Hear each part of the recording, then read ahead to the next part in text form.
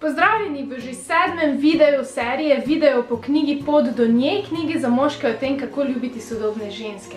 V tem videu, kot obljubljeno, bomo govorili o pokvarjenih ženskah.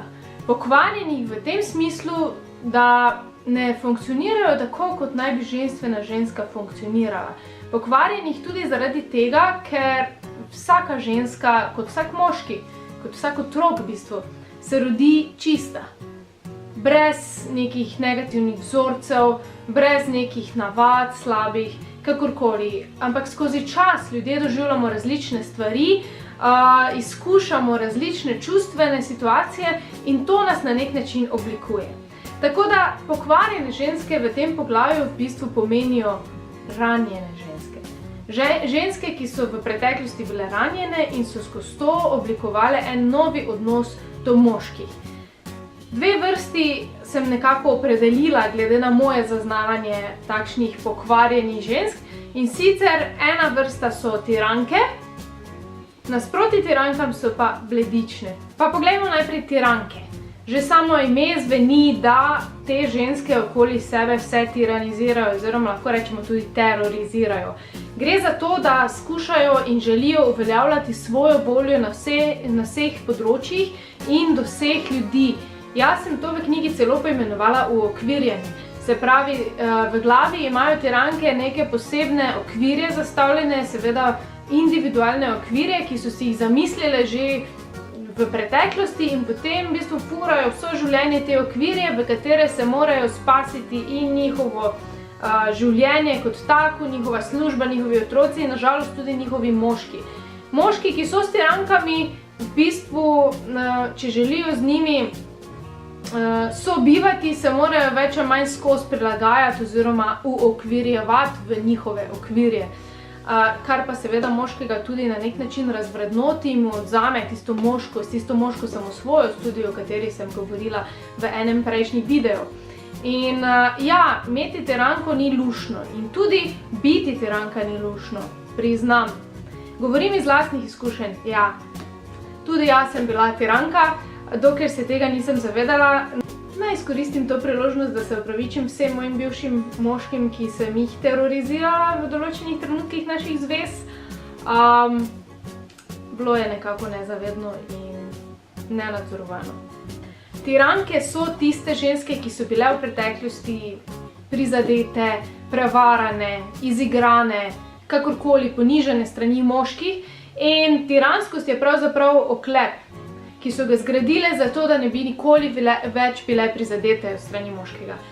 In žalostno je pač to, da se dosti žensk, 99% žensk tega ne zaveda, te svoje tiranskosti, te svoje v bistvu rane, ki jo nosi s seboj, in tega svojega oklepa, ki so si ga zgradile. Torej, ta odnos, ki ga imajo do moškega, ni pravilen in pravzaprav muči oba, tudi ženska se redko zaveda, da to izvira pravzaprav iz njene bolečine. Tako da tiranke so tiste ženske, ki hočejo imeti vse pod nadzorom. In to je zaradi tega, ker če imaš pač vse pod nadzorom, hitra logika v ženski inštalaciji deluje namreč tako, da če imaš vse pod nadzorom, se ti ne more zgoditi nič slabega, nič nepredvidenega. Seveda je ta mini logika skregana za življenjsko logiko, ki govori o tem, da ničesar ne moreš nikoli predvideti in da ne moreš nikoli imeti vsega pod nadzorom. V tej gonji po nadzorom seveda ženske, kot sem že rekla, nadzirajo vse, uokvirjajo vse, skušajo vse nekako imeti navajetih in tako v bistvu svojemu najdražjemu, torej moškemu in pa dostikrat tudi otrokom, ne dovolijo njihove lastne svobode biti to, kar so. In to je slaba stran tirank. Vendar ne odpisati tirank.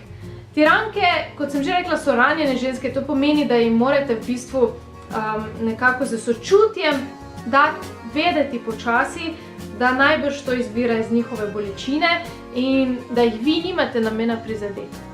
Bolj kot boste tiranko obsojali za to, kakšna je, se pravi, da je tečna, da vsiljuje stvari, da ne posluša, v glavnem, da je naporna, bolj se bo ona v ta oklep zavila.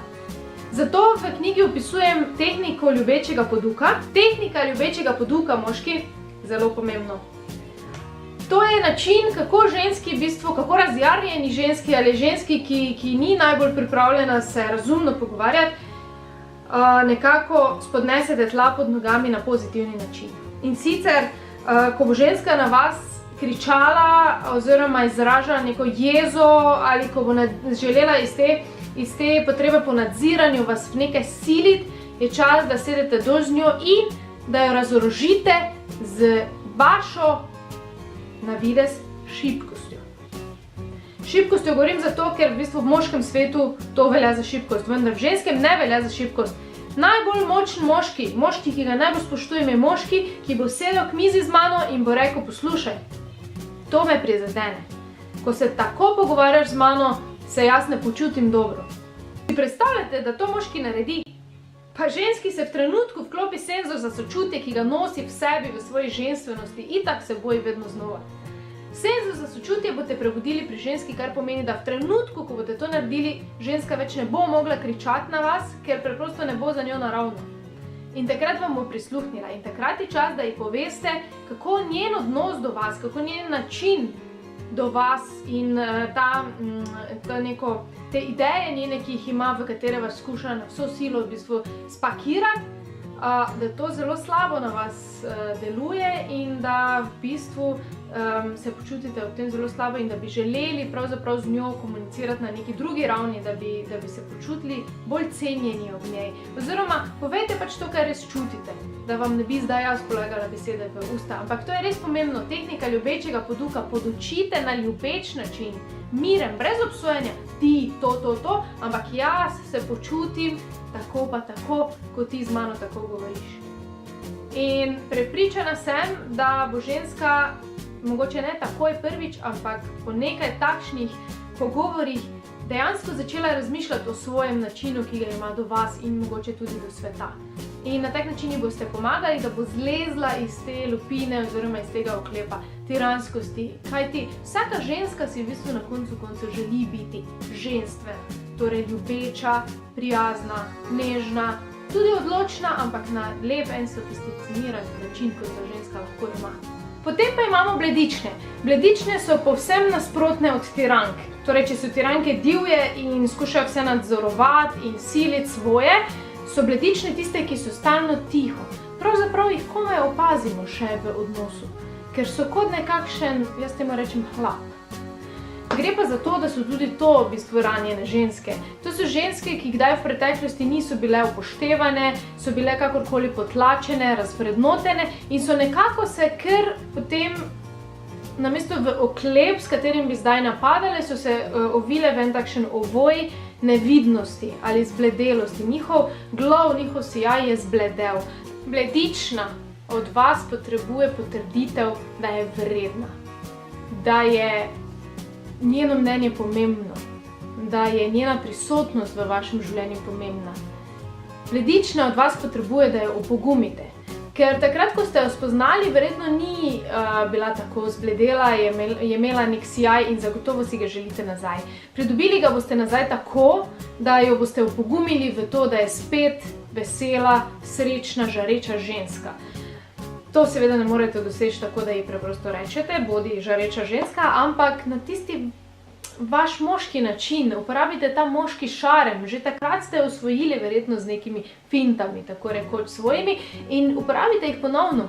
Probajte jo spomniti na to, kako je bilo, ko sta se spoznala. Tako bo našla spet nazaj pot do sebe, ker bledična se je zgubila. Se tudi tiranka, v bistvu obe sta odtavali v stran od svojega bistva zaradi ran in preteklih slabih izkušenj za moškimi, ker se jim je to pač podzavestno zdelo varno.